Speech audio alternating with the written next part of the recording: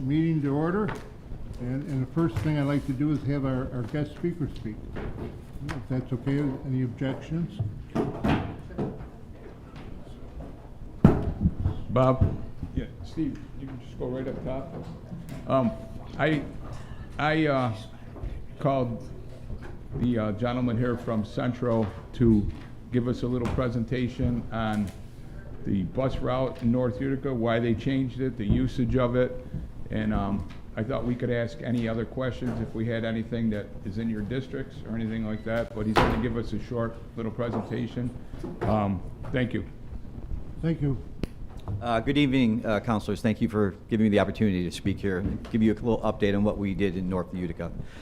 You know, we've been running bus service in Utica since 2005. We always try to do the best we can to ensure that the service is working efficiently and serving the members of the public, getting them from where they need to go. But many times we have to make changes to bus routes for various reasons. This particular route is a route in North Utica, the 29, that has been experiencing significant growth in ridership, specifically since post-COVID, as people return to using public transportation in general.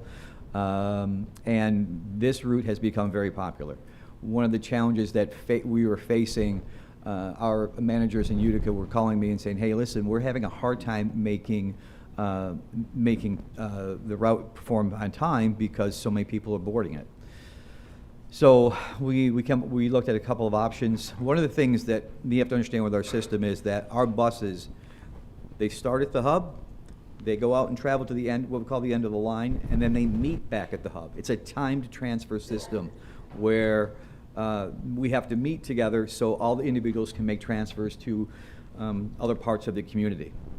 What happens is if you break that system, if one bus is out of sync, those people on that bus miss their connections, or people who are waiting for the connections miss that bus. So it's really important for us to kind of have a zero sum with the existing route. If we add a location, we have to subtract someplace else. So there's not a lot of flexibility in our routes as they're currently built. It's the same way in Syracuse. It's the same way in parts of Oswego as well. So it's kind of like how we've run our bus system to be efficient as possible. With this particular route, my managers were saying we need to find a place where we can save some time because, quite frankly, we have buses full of people that are missing their connections down at the transit hub or not getting to the end of the line at a proper time. So we toyed with the idea of, we looked around, looked at all the areas, and one of the suggestions was the Woodhaven and Lorraine Avenue area where the ridership was very low. And in your pamphlets, in your packets there's a list of the ridership that we have on those particular routes. Really amounts to about 2.5 people a day that we serve there, whether most of them were actually boarding on the northern part of that area where it was near the Woodhaven and Pinewood Drive area. So our thought was, as we come out of the college, instead of swooping down through that neighborhood, we pick people up at the northern part of that community, carry on, go down Route 12 and go back to, toward our hub in downtown Utica. And we're thinking about that concept. As that concept arose, coincidentally, we started getting complaints from a particular individual in that area who was very loud, very boisterous about not wanting buses there. You know, we had already had the thought of pulling out of that area. And so when we made the decision to do so, kind of gave the impression that we were really kowtowing to a particular individual, where that really wasn't the case. It was really a collaborative effort of looking at all the data we had before us and figure out what we should do there. So we had decided to pull out of that area, to have people board near the college as the bus exits the college there, and we can save the time. And you know, the 30 people that were on the bus were going to make their connections. From our perspective, it was, we're going to make 30 people happy, and we knew, looking at this, there was going to be a person or two that was going to have a difficulty. Those are hard decisions that we have to make, however, when we do what we do. We don't have unlimited resources. We have to kind of work in a zero-sum game from our amount of drivers we have, amount of buses we have, and the amount of financial assets we have. So that was the thought process of why we made the changes we did in northern Utica. I think right now our drivers are happy because they're making their lineups. The passengers are happy. I know we had an individual here I spoke to who didn't understand the concept of why we did what we did. He understands it now. I don't think he's happy, and I wouldn't be happy if I were him either. But that's just a decision that we had to make at that point, and that's why we kind of changed the route to North Utica.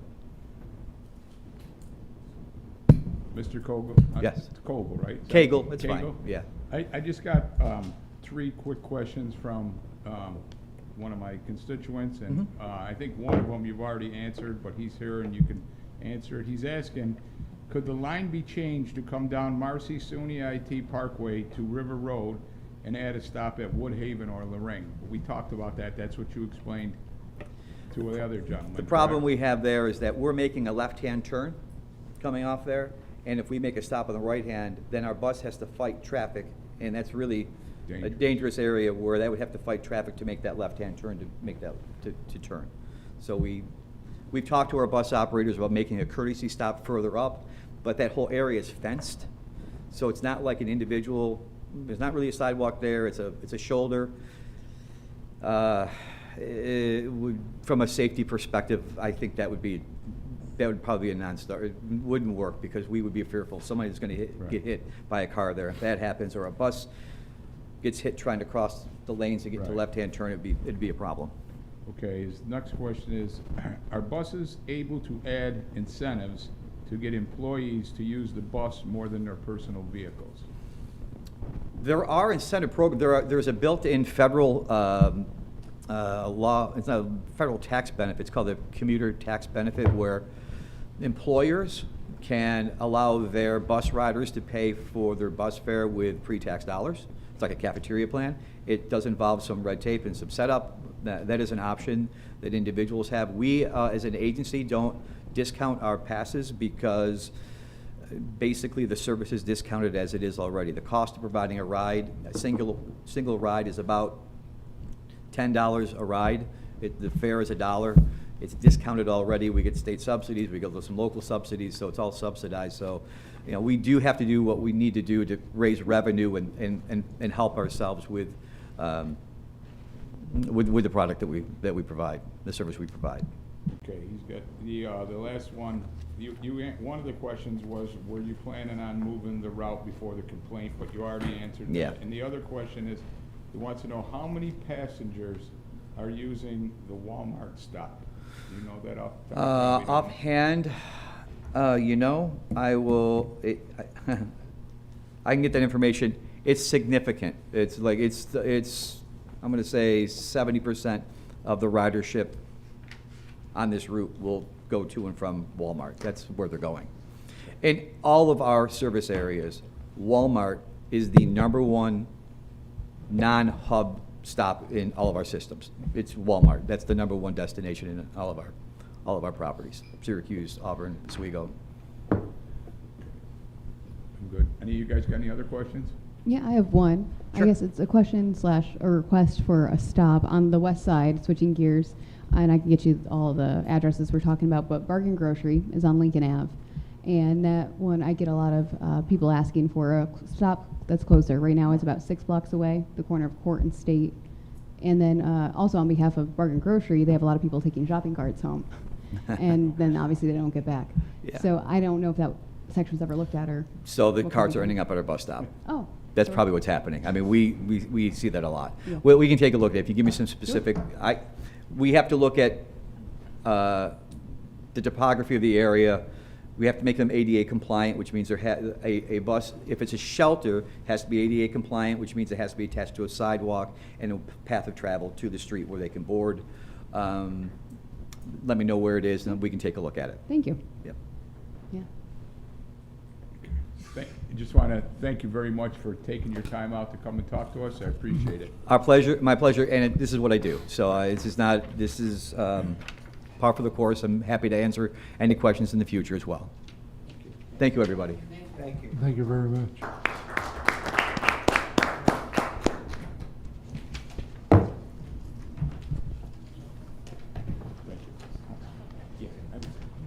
Okay, the next thing on the agenda is a proposed resolution authorizing the acceptance of the Office of Parks and Recreation Historical Preservation Grant and that's for the Pixley Playground, which is in my neighborhood, which is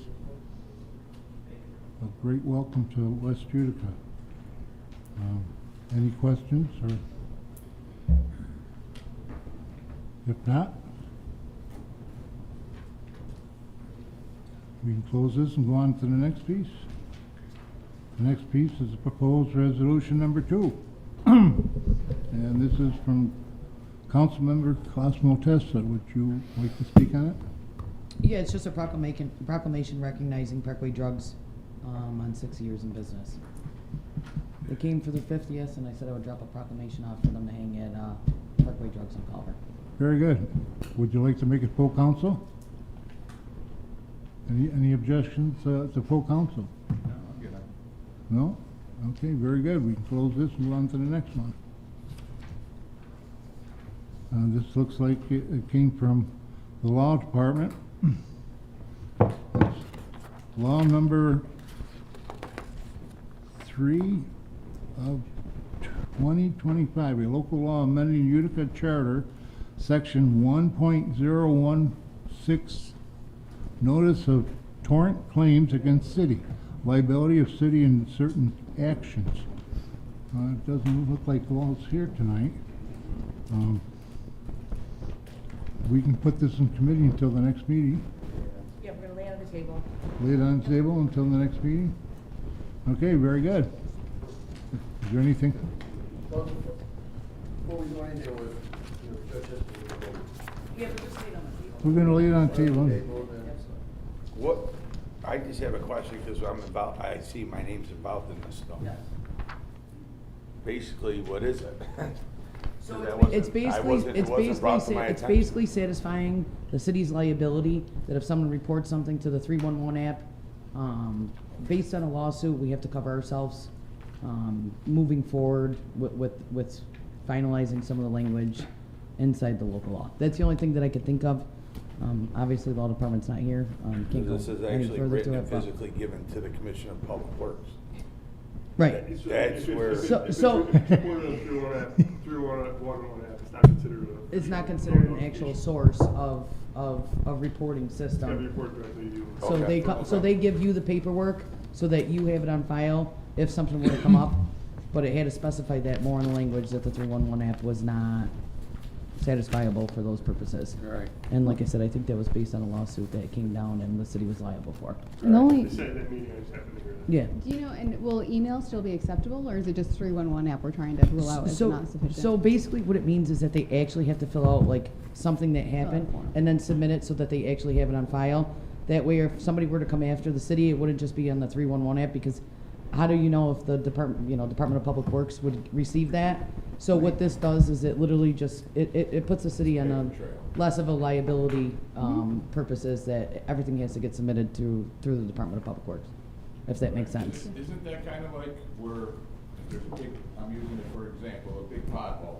If somebody goes through the pothole and they call the city and say there's a huge pothole there. So the pot. And then 3 days later, it's not filled and they hit it again, then the city's responsible So, for it. so the pothole might be a little different for the simple fact that obviously they could report that through the 311 That app. I understand because we And- do get that from the office, And but I've that's, never and got that's nothing like the, from that's here. in the, this is on a sidewalk, any public Right. parks, things like that, to cover our tracks in order to make Right. sure that Park if recreational somebody fields. were to get hurt or something like that, there's now a paper trail. But it's That if somebody basically does the same file a notice of, principle. It's Yeah. basically yeah, the so same if somebody principle. files a notice of claim against the city, they have the liability, and So and if it's you under twist your that. ankle catching at Community League softball, I need to know about it. Right. basically what I'm- Before the 311 app, you Right. just go back to the way it was before the 311 app Right. doesn't take away from having the report. Correct.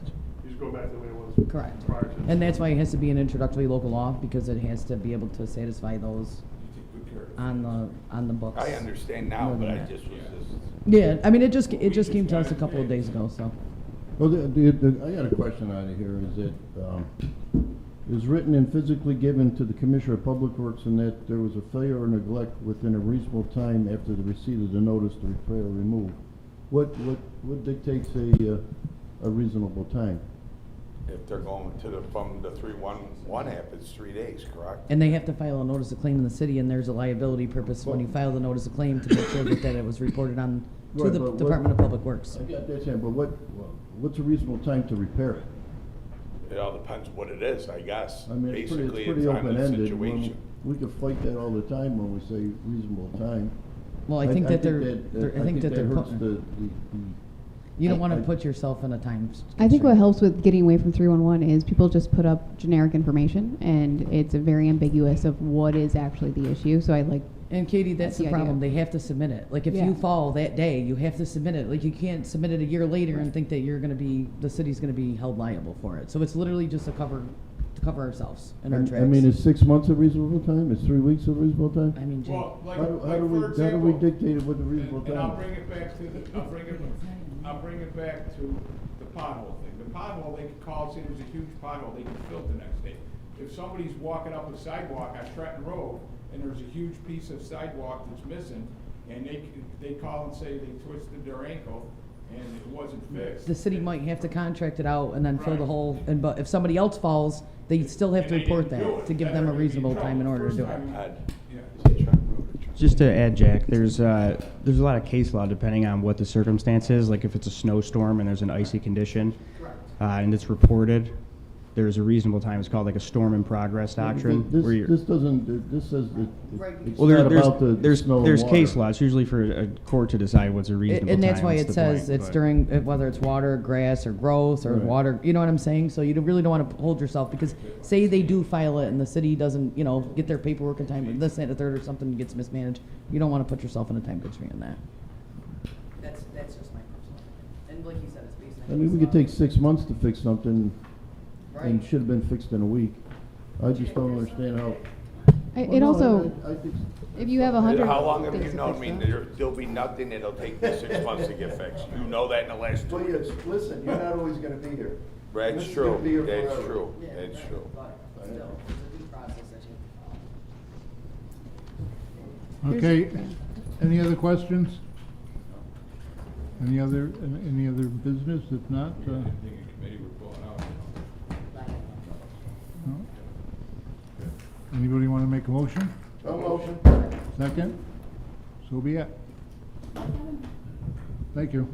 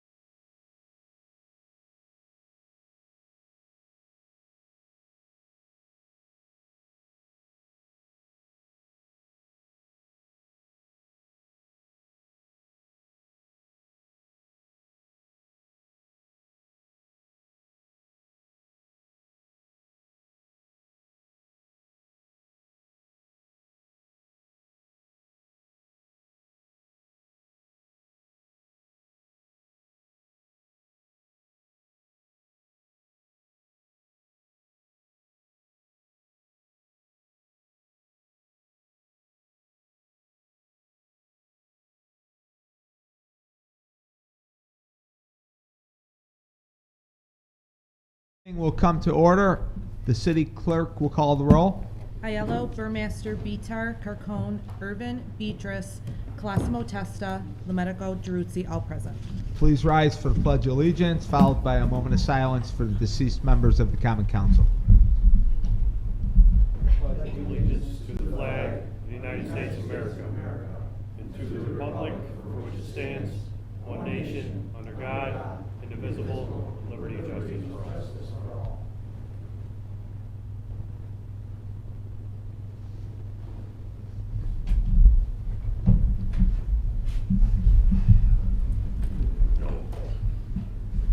Is there a motion and a second to dispense the reading of minutes from the previous meeting? Thank you. Public comment period allows 3 minutes per speaker. Our first speaker will be Laura Zaloom.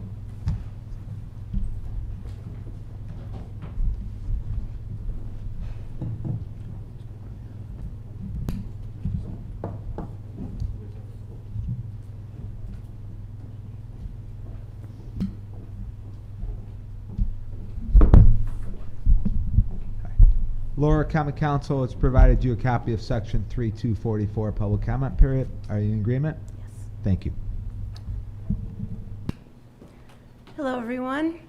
I'm your neighbor, Laura Zaloom, and I live on Sherman Drive.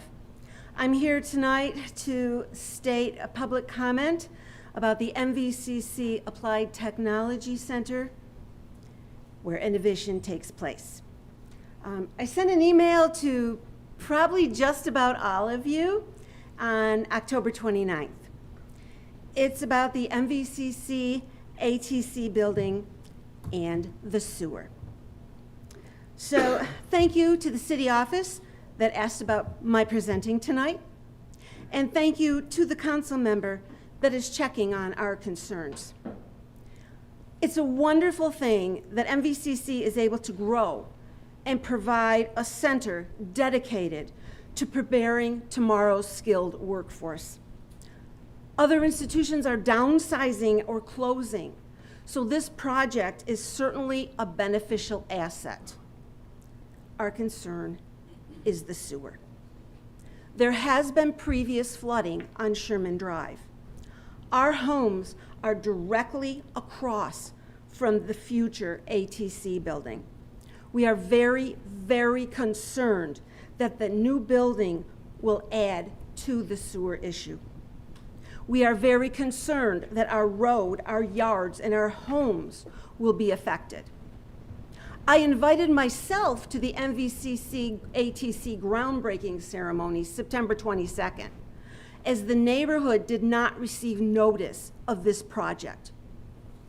Even if notification is not a legality, wouldn't it have been morally ethical to inform the neighbors of a vast project such as the ATC? However, there is an update. In our mailboxes, the MVCC president gave us an undated letter and stated what the neighborhood should expect, and a website was provided for updates. We have contacted the City of Utica, MVCC, and the Oneida County in the past. We had a flood on 4/28/2011. We had the flood on 10/31/2019. Some of you council members were here, and you responded, and we are appreciative that you did that. And then we contacted the same on 9/23. We had hearsay of MVCC locating a building directly across from our home. And 9/26, September 26, a neighbor and I had a conversation with the engineering department. Our contact information was taken, and we were told, we'll get back to you. Not yet, not yet. So to be sure we're all on the same page, this is what happened to our neighborhood in 2011 and 2019. Flood. Our Sherman Drive, 1200 block, was filled with sewage water. It was so high, the city of Utica closed the block. It reached to the top of my thigh. I'm 5'7". I heeded the suggestion of the Utica Fire Department to evacuate our home. We are extremely grateful, both floods, to the Utica Police Department and the Utica Fire Department. The sewage water reached the top of the MVCC berm. All right, they have a berm over there. Sewage water did not flow toward MVCC. All of it was directed to the 1200 block of Sherman Drive. Our neighbors and our driveway filled with sewage water higher than our car tires. Not good for the cars. Our houses were surrounded by sewage water as if we were houses in a lake. The water was close to the height of our windows. Our cellar was totally full. Full as in from the floor, the concrete floor, to the ceiling or the rafters, whatever you call it in the cellar. Thank you, Utica Fire Department. You came and pumped all our houses that next day. When the water receded outside, there was a brown film on every blade of grass, every spot in the driveway. It was an offensive, sickening odor, and it didn't wash off with the next rain. The list of items and loved possessions that we lost forever, that's long. Some of you were here at the Common Council meeting in February of 2020. Laura, you're going to have to finish up, please. And heard as my husband Bob and I presented this to you. And we thank you because a couple of you did contact us. The sewer is in the road, houses on one side, this new building on the other. What will happen when a new building comes into the same sewer? Will it have an effect? Will it lead to quicker intervals of flooding? And will there be future construction? A speaker at the groundbreaking alluded to another building, adding on to a building. Please help us. What can be done to alleviate this problem? Improvements? South Utica and North Utica went through terrible devastation, like ours. Was something done for South Utica? Was something done for North Utica? Please, will you help us? Thank you. Thank you. Francis Brown?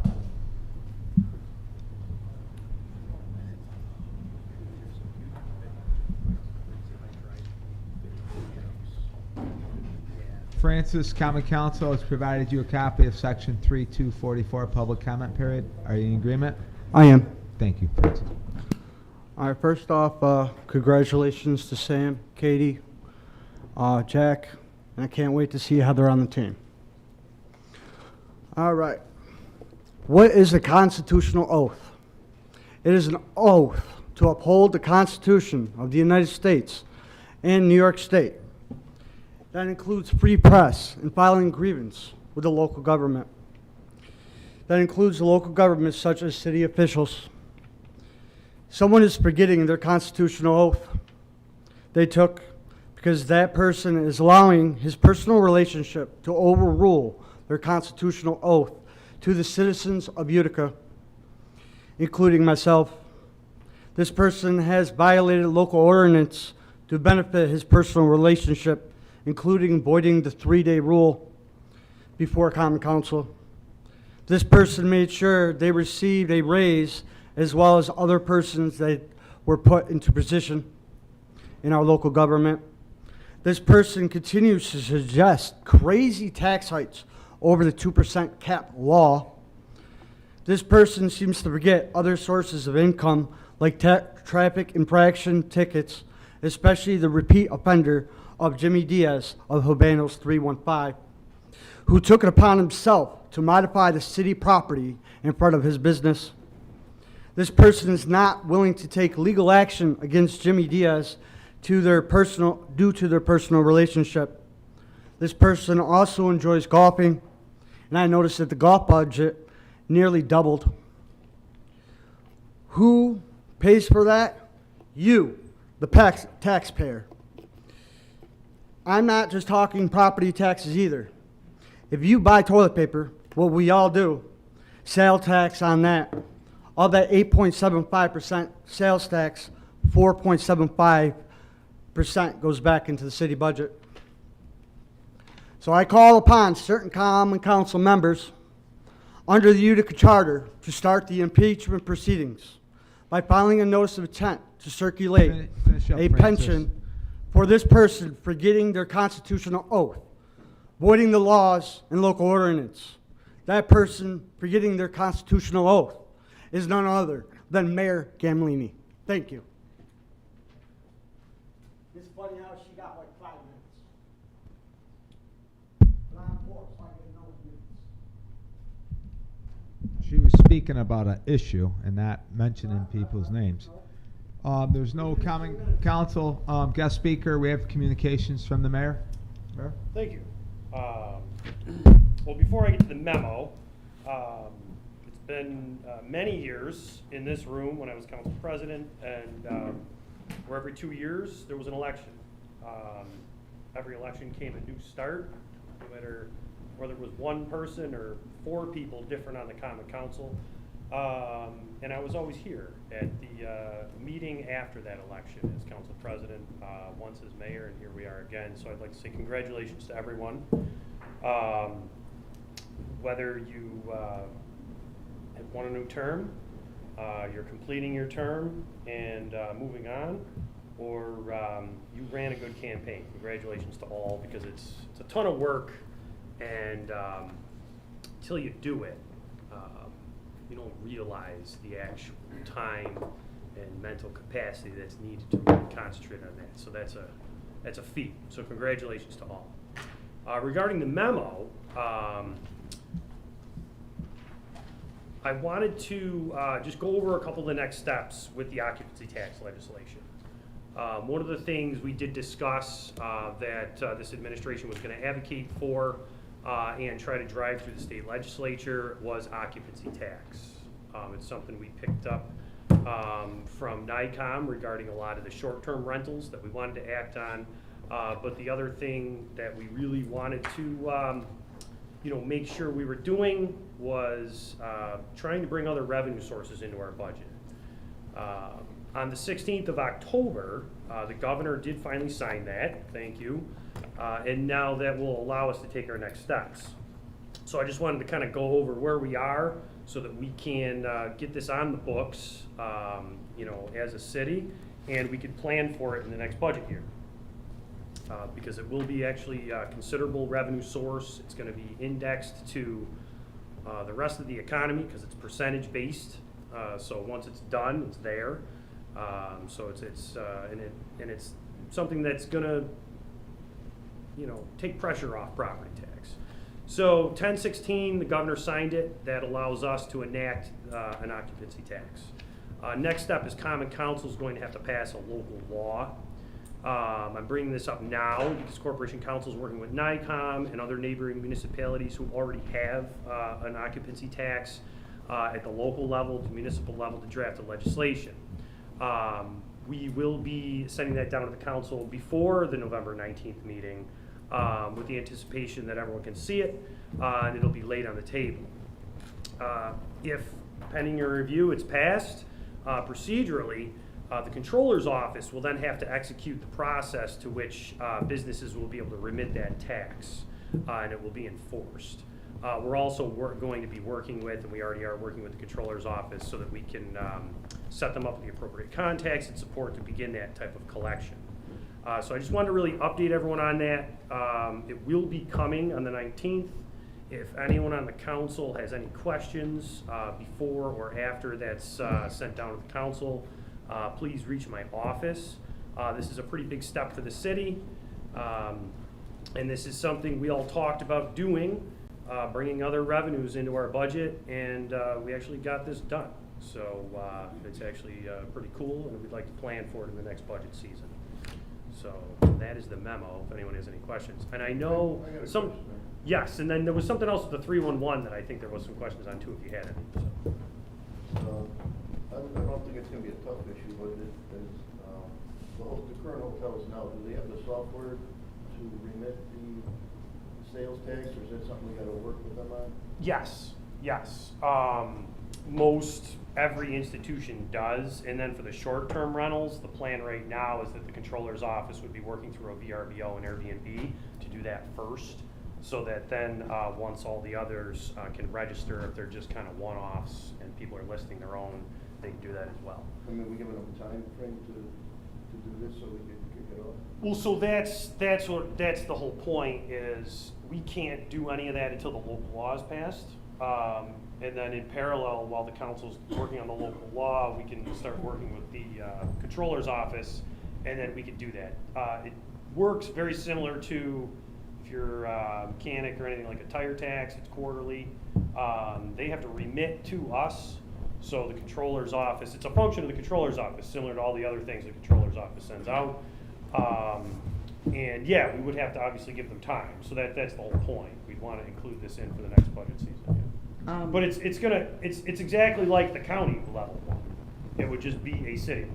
And Rome also jumped on to our legislation at the state level, so Rome is going to be doing this at the same time as well. Thank you. Mayor Galimi, the only question I have, can you get it to us by the 18th, that way we can have a committee meeting on it? Oh, I'd like to have before that. Okay, Yeah. so yeah, I mean, just so that we have, because I don't want to have Yeah. it at the actual 19th meeting, so we can lay it on the table, and if there's any Yeah. other adjustments, Mhm. we don't want to have to change the local law, that we need to adjust that, because I think that needs to get in before the beginning of the year, if possible. And we were, weekly calling to see when this was going to be signed, because obviously this passed through the legislature many months ago. It's just, it was just signed on the 16th of October, so we couldn't come down with it prior to it being signed. So. And then I know there was something with the 311, if anyone had any questions with that. The only question that Jack had was in regards to if there has to be a time constraint, and I don't want to speak on your behalf, but it was just, go back to it, but if there was a time constraint on what limitation the city could set themselves to a precedent, because there was no timetable of when somebody would have to submit it, and, Through 311? well, whatever, in general, on the actual legislation for somebody to report it to the Department of Public Okay, Works. all right. Okay, I thought it was in particular to 311 with the new terms. No, and we, conditions. I, Okay. Deputy Well, Chief. my question also was, wanted to explain if that. it's email related, can people still submit issues via email, or is it just 311? Because it says physically. It won't actually change anything. Sure. The issue is that through 311, it's not the ordained legal way to put the city on notice.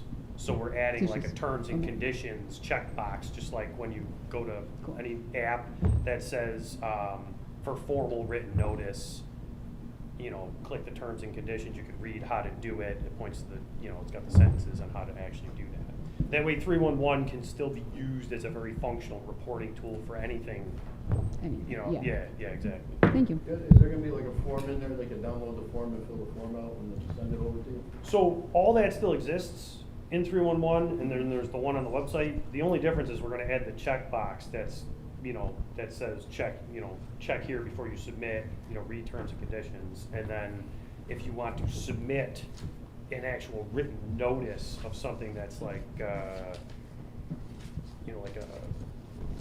trying to think of something like, Sidewalk. like a sidewalk or something like that that's uneven, you have to do it in a certain way, so that we actually have record of it through the appropriate process that would be admissible to record a law, for example, that type of thing.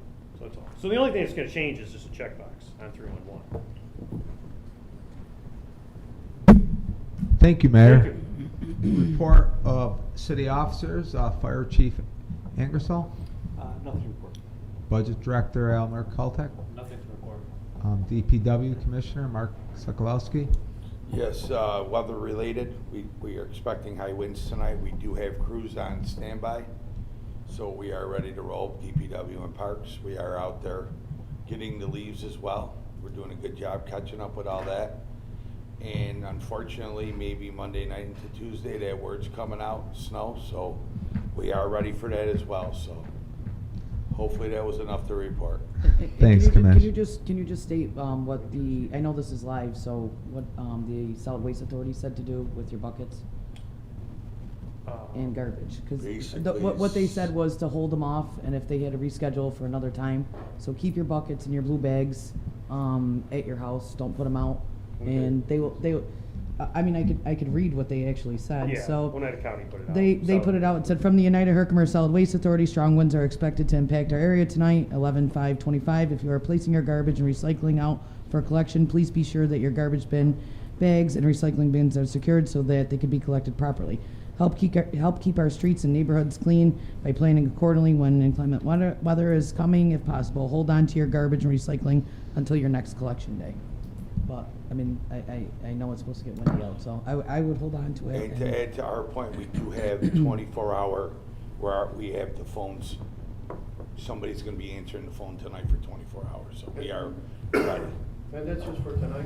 Yeah, Just it's for the it's high actually winds. from, has anybody The been high outside winds recently? to 7 o'clock tomorrow. Well, if there's, Was it if there's windy out anything, yet? like the councilwoman said, this is live. If there's anything immediate, like a power line that's down, something Right. like that, call 911. Yeah. That is the appropriate thing to do in an immediate situation like that. Make sure you call 911. That's it. Thank you. Brian Thomas, Urban Renewal. Nothing to report. Thank you. Deputy Police Chief Noonan. Chief Williams wanted me to communicate that the Utica Police Department is a recipient of a state DCGS grant called STRIVE. This grant will bring enhanced services to domestic violence victims and enhanced prosecutions against domestic violence suspects. The police department, the YWCA, the DA's office will share a pool of funding to run this program. And we're in the process, or we have hired a STRIVE coordinator and a STRIVE analyst to also help with these domestic violence cases. So the coordinator is working out of the district attorney's office, and the analyst works in our building in the crime analysis center. That's all I have. Thank you. Petitions, there's no cash report. Petitions from non-citizen appeals. First District Council Member Katie L. Thank you, Mr. President. I'm all set tonight. Thank you. Second District Council Member, Majority Leader Robert Burmaster. Thank you, Mr. President. I'm all set. Thank you, Robert. Third District Council Member, President Pro Tem Joseph Bitar. Thank you, Mr. President. Just to thank you to all the voters for getting out to vote throughout the city. And also, congratulations to all the candidates. As the mayor mentioned, it's a lot to run a campaign and be out there all the time, and it's what we sign up for. But again, congratulations to all the candidates. I think everyone here who ran for re-election, congratulations. That's all for tonight, Mr. President. Thank you. Fourth District Council Member Frank Carcone. I'd like to thank the people of the Fourth Ward for re-electing me. I'll keep on working hard for them. And congratulations to everybody else that won. Thank you. Fifth District Council Member Venice Irvin. Thank you, Mr. President. I would just want to thank everybody for coming out to Harvest on the Hill that was recently held. I think it was maybe 2 weeks ago. So thanks everybody for coming out. It was it ran from District 3, Councilman Bitar's new little space that he has, all the way through District 5. So thank everybody for coming. That's all, Mr. President. Thank you. Thank you. Sixth District Council Member Joseph Beatrice. Thanks, Mr. President. So, I want to reiterate that I want to thank all the people that went out, did their civic duty, and voted.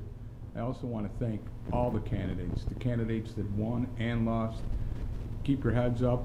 It's takes a lot of work, hard work to run for office, and you should be proud of everything you did. The other thing is, I want to bring up, I'm pretty sure the 9th, this Sunday, the 9th, is the last week where we start with the green pickup. Is that correct? We're gonna keep going to the snow flies. Okay. There's too All right, many I just leaves was going still. by. Okay, I was just going by the flyer. Okay, thank you. That's all I have. Thank you, Council Member. Council Member at Large, Samantha Calissimo Testa. Briefly, I just want to, I want to say that I want to keep our fellow council person, Mark Williamson, in our prayers. He had a medical emergency over this past weekend. That's why he's not here tonight. So our thoughts and prayers, I want to give that to him. As far as the engineering department goes with the MVCC project, I thought Nick was here. He had to leave. Yeah. Okay, so if we can kind of get an update, because we've gotten several phone calls about what was the one that we responded to recently? The water stopped working, and we kind of really correlated it to the project that was actually going on at MVCC. There was a water main break over by MVCC. Yeah, so- That was the issue. So I understand the frustration, so if we can just keep an eye on this project, and if you can have the engineering department give us an update. I know there was an email that was sent, and the county responded, forwarded that to MVCC, and I think that's what generated this actual letter. Other than that, I've got nothing else this evening. Thank you. Thank you, Councilmember. Councilmember at large, Jack LaMedico. Well said, thank you. Thank you, Jack. Judge Guillermo? Yes, I just wanted to,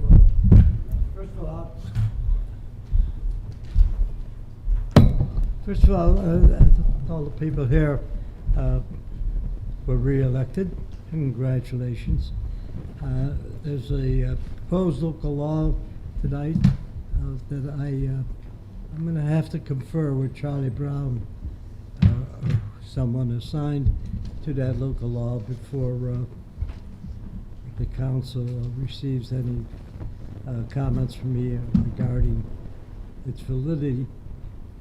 The local law has to sit on the table, introduced for a period of time anyway, so I'm assuming that's what you're going to do.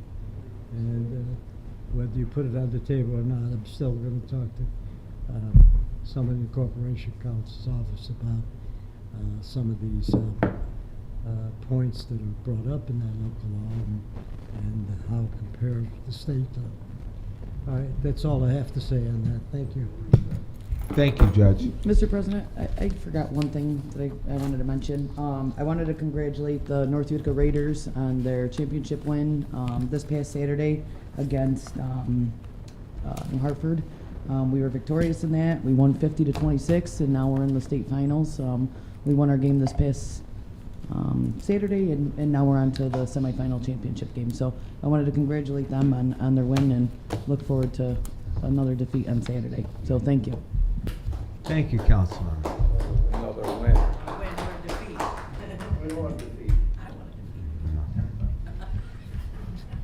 Can I have a motion and a second to introduce proposed resolution number 1? Motion? Second? Yep. Okay, authorizing acceptance of Office of Parks, Recreation, and Historic Preservation grant funds for rehabilitation of Pixley Park. Can you vote,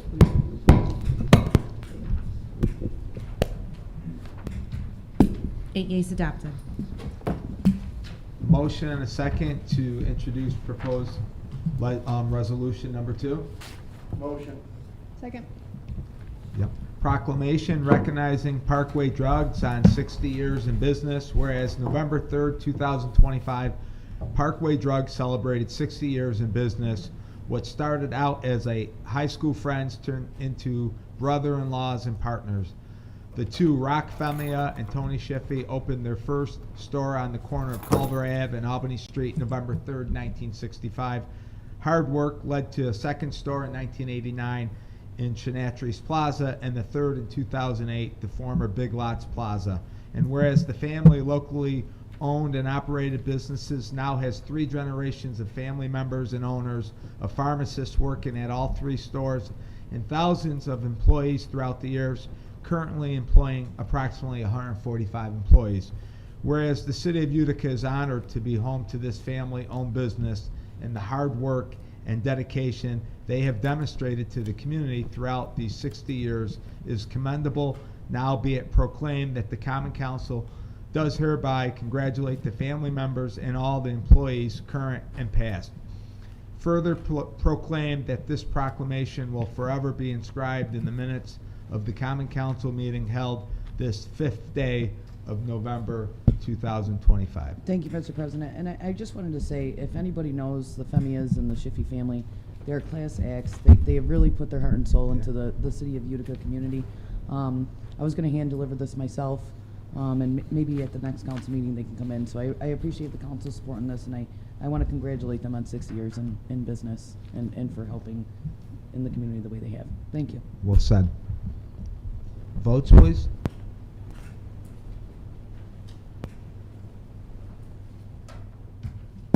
Eight yeas adopted. Can I have a motion and a second to introduce introductory law number 3 of 2025 and lay it on the table? So I would like to make a motion to lay it on the table, but I just want to, for clarification purposes, if there is any other amendments that the council is not able to, we have to amend it and then re-amend it. So I know this was, everybody has saw this briefly, but is there any suggestions that you want to change to this, or can we lay it on the table and go have a meeting on it at our, before our next meeting? I have to have the judge on that. Judge, how long do you think you're gonna have before you come up with any changes if need be? On this local law? This one, how long, you're gonna meet with Charlie, right? Yes. How long do you need before you? Well, I'll probably be Charlie sometime between now and next Tuesday. All right, so you'll have any changes you wanna make by the next meeting, correct? Yes. Okay. All right. I'm good with that. So I'll make a motion to lay it on the table. I'll second that.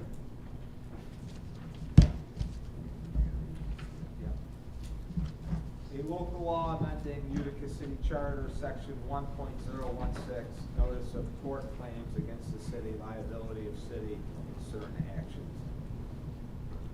Votes, please. To lay on the table. Okay.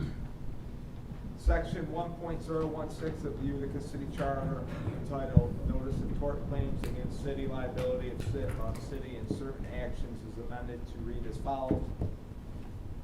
No civil action shall be maintained against the city for damages or injuries to a person or property sustained in consequences of any street, highway, bridge, culvert, sidewalk, and crosswalk, park, recreational field, or any other municipal-owned asset, real or personal property, and/or facility being defective, out of repair, unsafe, dangerous, or obstructed unless previous to the occurrence resulting in such damages or injury, written notice of unsafe, dangerous, obstructed condition of the street, highway, bridge, culvert, sidewalk, crosswalk, park, recreational field, or any other municipal-owned asset, real or personal property, and/or facility, was actually in writing and physically given to the Commissioner of Public Works, that there was a failure or neglect within a reasonable time after the receipt of notice to repair or remove the defect, danger, or obstruction complained of.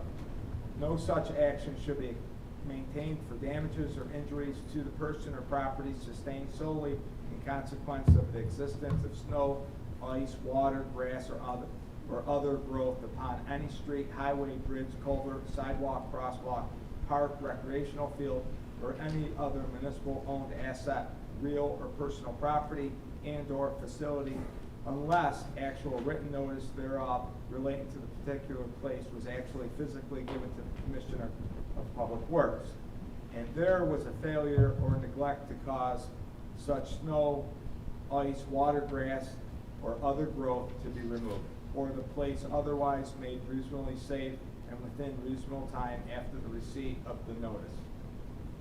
The actual written notice requirement, which necessitates physical delivery of said notice of the Commissioner of Department of Public Works, will not be satisfied by utilization of the City of Utica 311 application.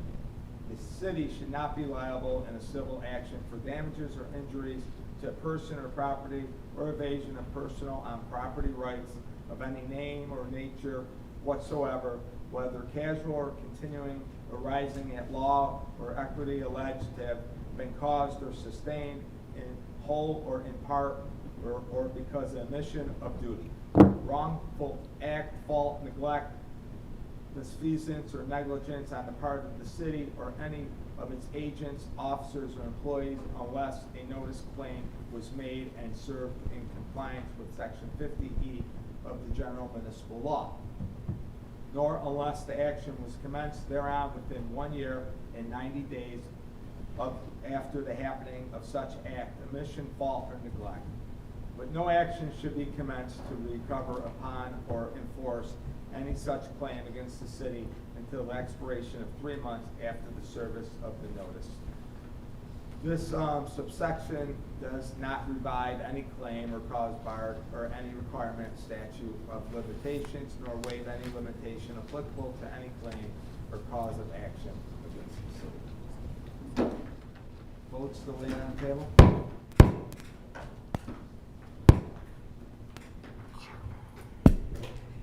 8 yeas to lay on the table.